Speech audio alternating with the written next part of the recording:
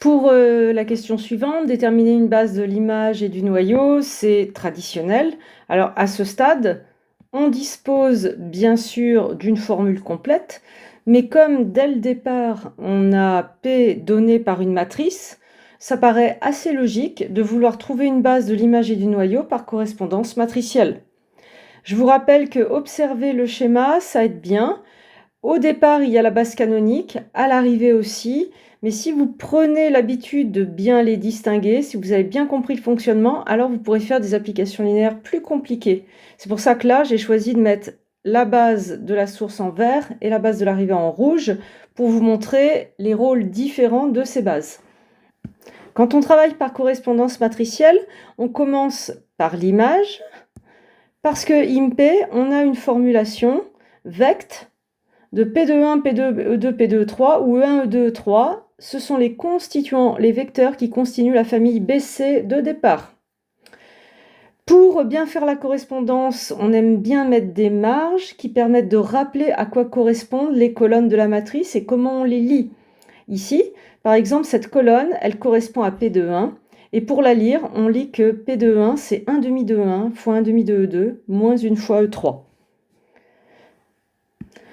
Pour trouver IMP, on va donc regarder le vect par correspondance des colonnes de la matrice. Je les baptise C1, C2, C3.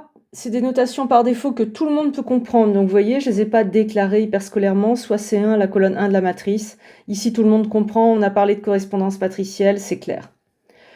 Ce vect, eh bien, les colonnes ne forment pas une base parce que je peux observer qu'elles sont liées.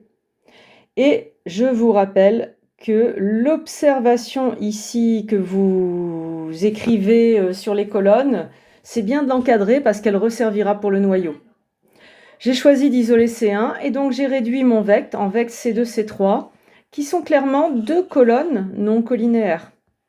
Donc ça ferait une famille libre de SEV vect des colonnes. Et maintenant, par correspondance matricielle, je récupère IMP, qui devient le vect, eh bien C2 correspond à P2E2, C3 correspond à P2E3, et à l'intérieur, j'ai récupéré ma base du SEV IMP. Comme j'ai déjà écrit que c'était libre, je peux d'emblée affirmer que c'est une base de IMP. Je vais ensuite faire la correspondance entre P2E2 que j'ai sous les yeux en matrice colonne et le vrai vecteur P2E2. Il suffit de lire. Donc par correspondance qu'on récupère, c'est 1 demi de E1 plus 1 demi de E2 plus E3. On se sert de la mage verticale pour récupérer. Et P de E3, c'est le triplet 0, 0, 1. C'est très facile parce que c'est la base canonique. Et donc, j'ai ma base de l'image. Ces deux triplets, tout est cohérent. On vérifie bien qu'on n'a pas fait du hors-sujet, qu'on propose une famille qui vit bien dans l'espace d'arrivée. Et là, c'était R3, tout va bien. Et donc le rang, c'est 10 MIMP par définition, ça fait 2. Pour ensuite trouver une base du noyau, on va exploiter le théorème du rang. Et on récupère très facilement que la dimension du noyau vaut 1.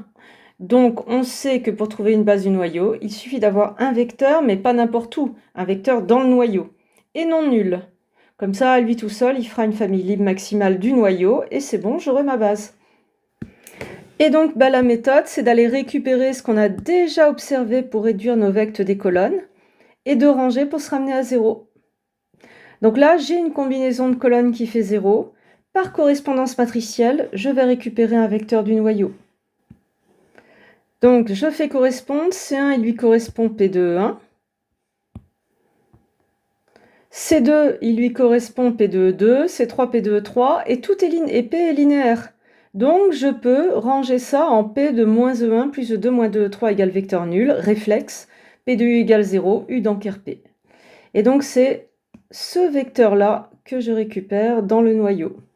J'aurais dû le mettre en vert, parce que le noyau, c'est un SEV de la source. Et donc, voici un vecteur non nul, je le reconstitue pour bien voir sa nature de triplet réel. Et puis, ben voilà, il n'y a plus qu'à conclure. C'est une base. B ker P égale U est base de ker P. Car famille libre maximale. famille libre max de Querpé. Je vous propose de nous retrouver dans une autre vidéo pour corriger la question petit c.